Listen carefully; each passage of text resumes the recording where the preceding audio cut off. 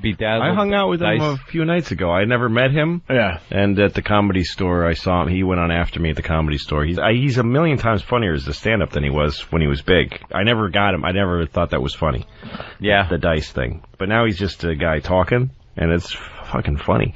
But anyway, I hung out afterwards. I talked to him. He's a nice guy. I liked him. But then you know who taught me that there's fatherhood after marriage? Yes. Is Andrew Dice Clay. You're kidding. Really? Yes. Well, he actually is a very good dad, isn't he? Right. Something. That's right. Dice is a friend of yours. I had never met Dice.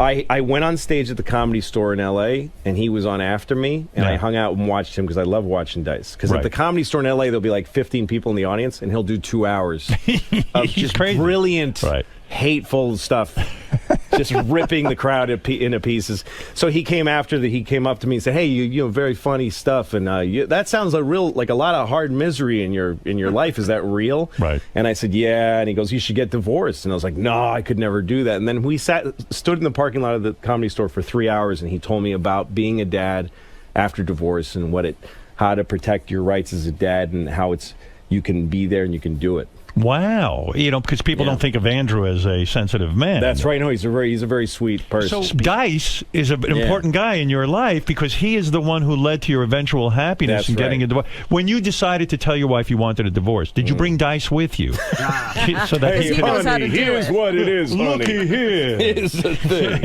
Okay. And I want my rights with my kids.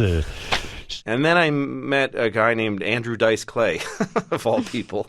I'd never met Andrew. Mr. Sensitivity, yes. Yeah, exactly. And I met Andrew at a show, and we talked about marriage, and I said I didn't think my marriage was going well, but that I didn't want to get out because I wanted to be with the kids. And he told me, hey, I'm divorced, I got kids, and he told me that he had found that in divorced life, you stay in your kid's life. This is something I had to go out and learn.